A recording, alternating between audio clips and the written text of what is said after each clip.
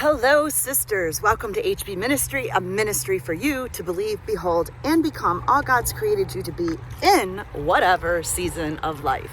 So if you are following me over on Instagram Live, I just went on my 4-mile walk and I was speaking to you through that whole walk about storms. I was speaking to you about how God is working through the storms of life in our nation, because we're all experiencing that, but you're also going through storms in your life because everyone does.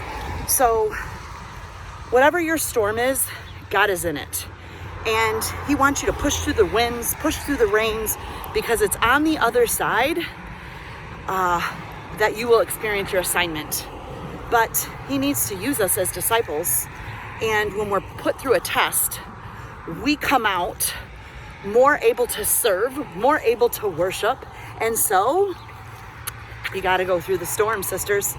Anyway, that's going to bring us over to Nehemiah today. Nehemiah, we are in week 2. Head over to heatherbaxter.com. Here is your calendar right here.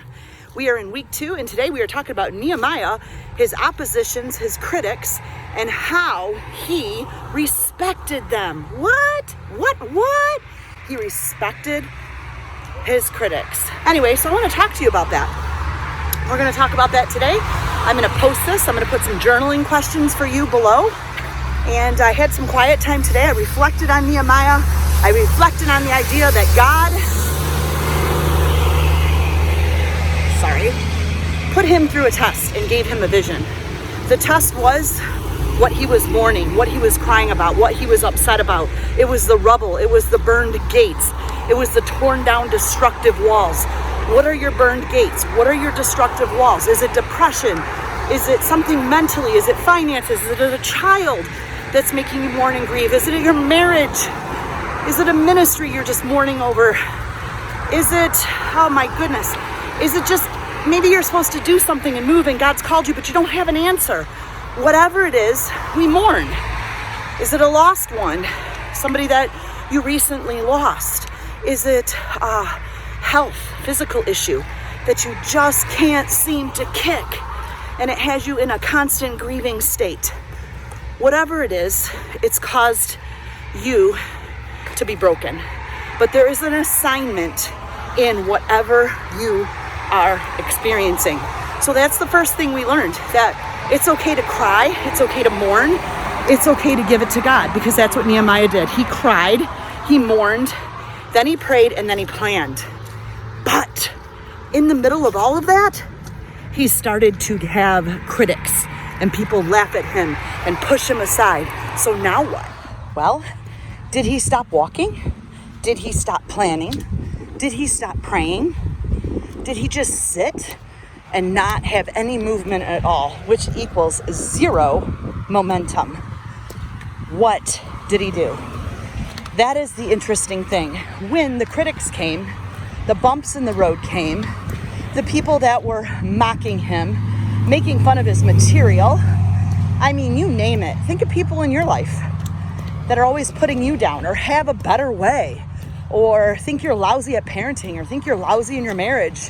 Whatever it is, you have to put aside the naysayers.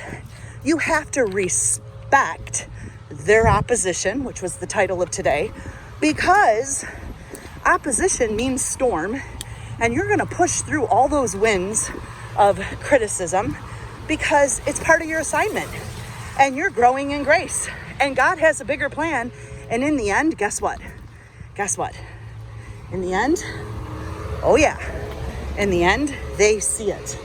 So let them go now, because in the end, everybody that mocked Nehemiah saw the walls rebuilt, the gates done, people coming together and worshiping God to believe, behold, and become, and to worship truth, which is what I think of today. I'm not going to let churches being broken down and shut down because of some pandemic to stop women from hearing truth. This is the time for us to build up this community, build up the walls, open the gates, and allow women to come walk together, come push together. Because guess what? The reality is we have storms. You have storms at home, pandemic or not. So how are we doing this? Together. And that's exactly what Nehemiah saw because God gave him a vision. So listen, I know you see in the shadow of me in the road right now. And what I want you to know is I've been looking at my shadow this whole walk. And I've been thinking about how we can honestly be a shadow to each other. Sometimes just following somebody's faith shadow helps us move and pick up momentum. Following somebody's faith shadow helps us push through the critics, helps us to pray and plan. Now remember, this Friday, I'm doing a live teaching on how I pray and plan. So we're gonna really get down to 5 habits. I'm even gonna talk to you about my alarm settings on my phone, how I have Bible verses in them to just remind me of truth because, hey, the storm could come when I least expect it. So I'm gonna share some strategies. We're gonna talk about Nehemiah too and his strategies. We're gonna really zoom in on that on live. I have some great handouts for you to build up your war binder. I'm so sorry I'm feeling out of breath right now, but very good walk. I got up this morning and I said, I'm moving. I am moving this body. Sidebar, one of my broken walls is going through this perimenopause stage, has my body at a halt, my metabolism at a halt and burning fat. And one thing we have to do as we go through this change, this curve, this storm in life, is our bodies need to move. We need to move several times a day. Who wants to go walk, right? Did Nehemiah want to plan and face everything he had to face? No, but he knew he had to do it. And he set out a plan and he was determined. Here's the front of my house. I gotta show you how pretty my flowers are. And I gotta water them. I'm gonna show you something too really cool, okay? Reminds me of us in the Word. But anyway, these babies are coming in so nice. But back here I have elephant ears. They hate the heat. So see them right here? I want to show you what happens to us when the storms get to us and we feel battered and whipped and tired and lousy. We just feel sweaty, like we can't go on anymore. Oh, you just want to end. Watch what happens when I put a little water on these. Ready for this visual, ladies? Watch this. Now, these elephant ears are interesting because if I water them really, really good at night, then, and I actually soak the roots and they're soaked all night by the roots, they'll stay standing. So when the heat of the day comes, they're strong because their roots were soaked in water the night before. So watch what happens. I'm soaking the roots again. They look really sad and pathetic, but these are actually the prettiest things alongside of my house. And I'm gonna show you what happens, which literally reminds me of myself when I really soak myself in the Word, even the night before and in the morning. Whatever heat of the day comes, I'm good. So watch this. We're gonna talk a little bit and I'm gonna come back and I'm gonna show you what happens. All right, so in a second, I'm gonna show you. Look at, they're already standing up. All right, so let's just do a quick review and know that even though Nehemiah had opposition, he respected the opposition and he did these 3 things. So if you're looking for your time to write down like a student, get your number 2 pencils out. And number 1, remember that he sought the Lord all the time. He sought the Lord. And so you need to be doing that on a daily basis. I don't know what you do. I know that I provide studies for you ladies to get in the Word, but I also have an app called She Reads Truth. And I'm following along with actually their Nehemiah study right now. And so I do that first thing in the morning. Declare God's goodness and recall his faithfulness. So number 2 is declare God's goodness. And number 3 is recall his faithfulness. Remember what he's done in the past. That is really, really important. And then you will remember when you're longing for restoration in a certain area, you'll recall what he's done in the past, and you'll know that his goodness is there during the storm. And so just remember that Nehemiah I love this word. I wrote this down today. I don't know why. I think it just came to me. I wrote down that he kept a tight hold on his spiritual significance. I liked that. He kept a tight hold on his spiritual significance. What is that even?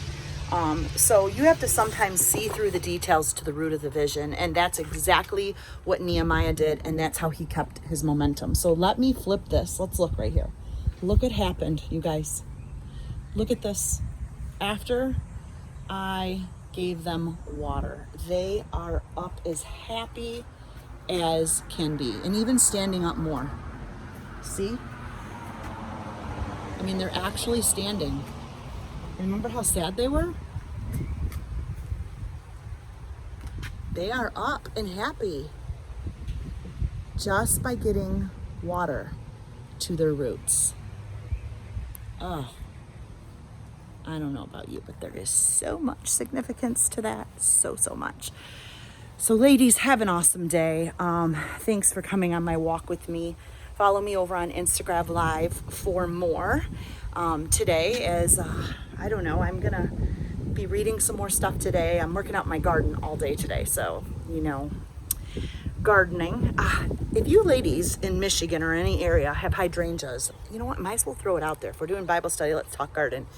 These are my hydrangeas, and usually they're beautiful, but they have something going on with them. So I'm actually gonna go online and study like what this is and why this is happening. So possibly I can fix that. Now the one back there is not, but this is like my whole hydrangea garden, and usually it's full of pink blooms, like beautiful pink blooms. So I'm gonna go do a little research and see, but if you have hydrangeas and you know what possibly could be going on there, leave me a comment below. So love you guys, and I will see you tomorrow. Don't forget, it's the live teaching tomorrow, and I have something really, really good for you. So I love you, ladies. Again, click subscribe, click the bell button, push on this Christian content. Let's get it out there. I love you, ladies, and I'll see you tomorrow. Bye-bye.